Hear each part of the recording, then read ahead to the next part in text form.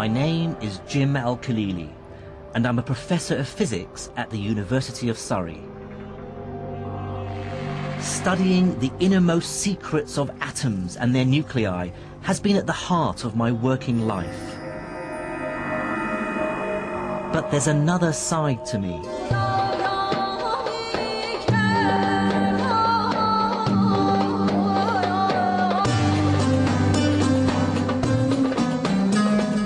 I was born and grew up in Baghdad to an English mother and Iraqi father, but left Iraq with my family in the late 70s when Saddam Hussein came to power. By then, science was already my great passion in life, and as I studied it further, I saw myself fully part of the Western tradition, inspired by names like Newton and Einstein. But buried away was this nagging feeling that I was ignoring part of my own scientific heritage. I still remembered my school days in Iraq and being taught of a golden age of Islamic scholarship, that between the 9th and 12th centuries, a great leap in scientific knowledge took place in Baghdad, Damascus, Cairo and Cordoba.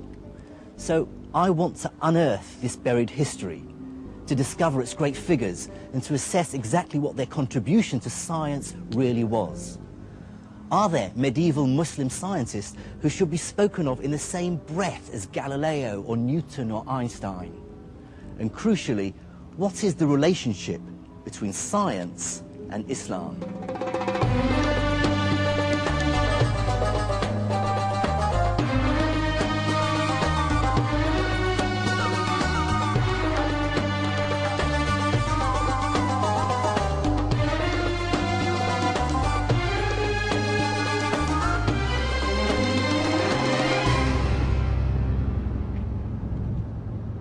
My journey into the science of the medieval Islamic world will take me through Syria, Iran and North Africa.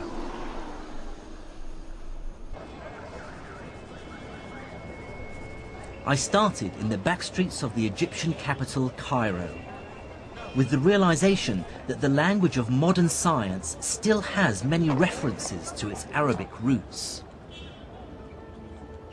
Take scientific terms like algebra, algorithm, alkali.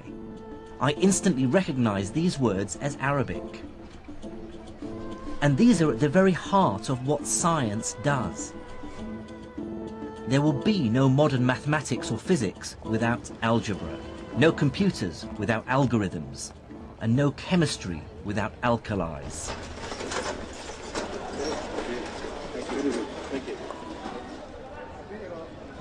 Surprisingly few people in the West today, even scientists, are aware of this medieval Islamic legacy. But it wasn't always so. From the 12th to the 17th century, European scholars regularly refer to earlier Islamic texts. I have here copies of some pages of the book Liber Abaci by the great Italian mathematician Leonardo Pisano, otherwise known as Fibonacci.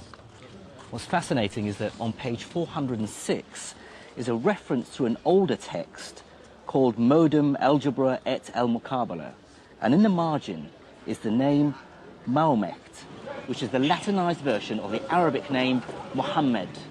The person he's referring to is Muhammad ibn Musa al-Khwarizmi. In fact, Arabic names crop up in many medieval European texts on subjects as varied as map-making, optics and medicine. But I want to start with al-Khwarizmi because his work touches on a crucial aspect of all our lives today. It's thanks to al-Khwarizmi that the European world realized that their way of doing arithmetic, which was still essentially based on Roman numerals, was hopelessly inefficient and downright clunky. If I ask you to multiply 123 by 11, you may even be able to do it in your head. The answer is 1,353. But try doing it with Roman numerals. You'd have to multiply CXXIII by XI. It can be done, but trust me, it's not fun. Al-Khwarizmi showed Europeans that there's a better way of doing arithmetic. In his book entitled The Hindu Art of Reckoning, he describes a revolutionary idea. You can represent any number you like with just 10 simple symbols.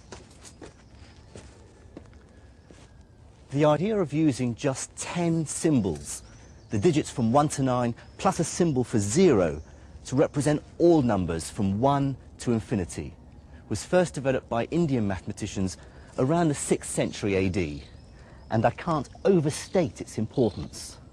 Let me show you. Here are the numbers in Indian Arabic numerals. 1, 2, 3, 4, 5, 6, 7, 8, 9. And here are the numbers we're more familiar with in the West. 1, 2, 3, 4, 5, 6, 7, 8, 9. And you can see the similarity between these numbers, in particular, for instance, the digits 2 and 3. If I tip this sideways, you can see now how they look like numbers 2 and 3. And what's powerful about these digits, this numerical system, is how it's simplified arithmetic calculations. But Al-Khwarizmi and his colleagues went further than just translating the Indian system into Arabic. They created the decimal point. This text, written a century after Khwarizmi, is by a man we know only as Al-Uqlidasi. Here he shows that this same decimal system can be extended to describe not just whole numbers, but fractions as well. The infinity of possibilities that lie in between the integers. Here's a copy of Al-Uqlidasi's manuscript where he showed how the decimal point is used for the very first time. He describes it by using a dash. Here are the digits 1, 7, 9, 6, 8, and you can see there's a small dash over the 9 indicating the decimal place. The idea of the decimal point is so familiar to us that it's hard to understand how people managed without it. But like all great science, it's blindingly obvious after it's been discovered.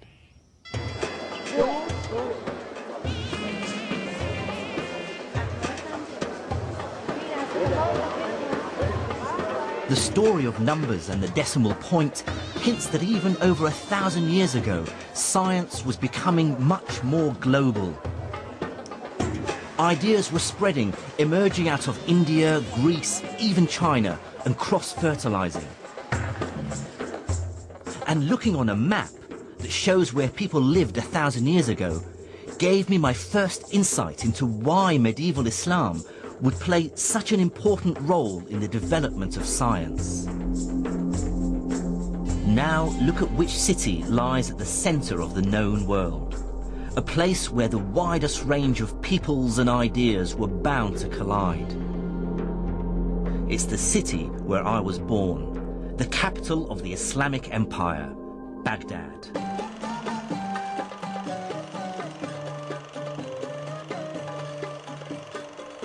Recent events mean I can no longer visit the city, but these are the home movies of my cousin Faris, filmed in the 1960s.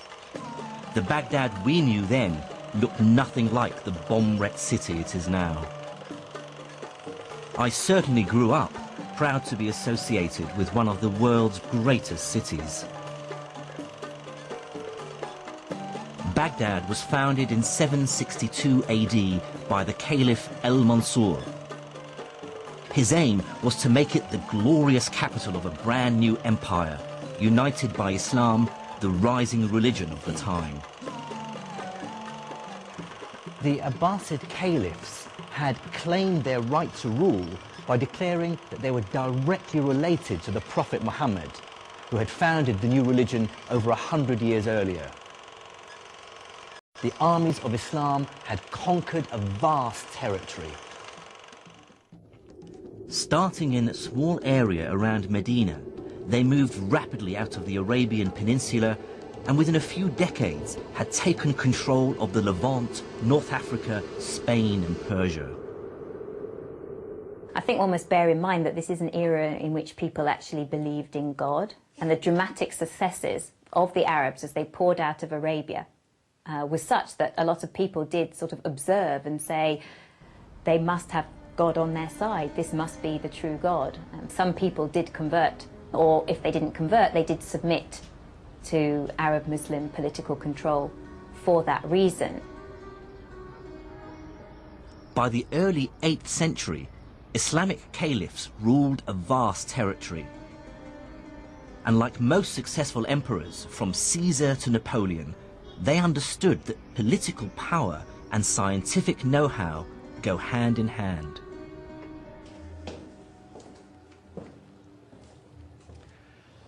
There were many reasons for this. Some were practical. Medical knowledge could save lives. Military technology could win wars. Mathematics could help deal with the increasing complexities of the finances of state. And Islam as a religion also played a pivotal role. The Prophet himself had told believers to seek knowledge wherever they could find it, even if they had to go as far as China. And many Muslims, I'm sure, felt that to study and better understand God's creation was in itself a religious duty. But there were also other less edifying motives at play. To many in the ruling elite of the Islamic Empire, knowledge itself had a self-serving purpose, because possessing it was seen as proof of the new empire's superiority over the rest of the world. But with military and political success, the Islamic caliphs faced an inevitable problem. How do you sensibly govern a hugely diverse population? Although some of the empire had converted to Islam, they were still separated by huge distances and adhered to many different traditions and languages. In the 8th century AD, the empire's leader, the Caliph Abd-al-Malik, had to find a way of administering this mishmash of languages. Like all the great figures of the Islamic Empire, Abd-al-Malik lived in a culture without portraiture. All we have are later impressions of what he might have looked like. His solution was sweeping in scale and inadvertently laid the foundations of a scientific renaissance. It was this Abd-al-Malik ibn Marwan who said, this bureaucratic chaos has to stop. We cannot continue to run a government and govern all of this span of land with this Tower of Babel languages. So he wanted to govern it with a uniform language. That uniform language, of course, he wanted to be able to understand it, so he demanded that it be in Arabic.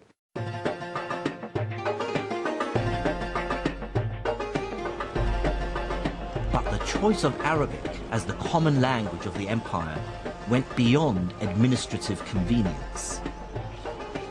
The decision had extra force and persuasiveness because Islam's holy book, the Quran, is in Arabic, and Muslims therefore consider Arabic to be the language of God.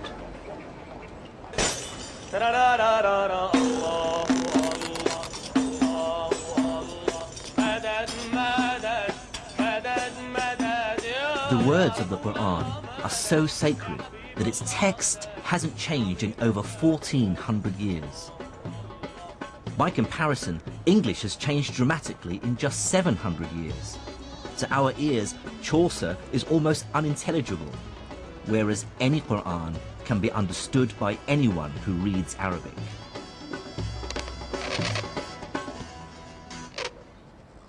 Making copies of the Quran has always been a specialized and highly respected job since the foundation of Islam.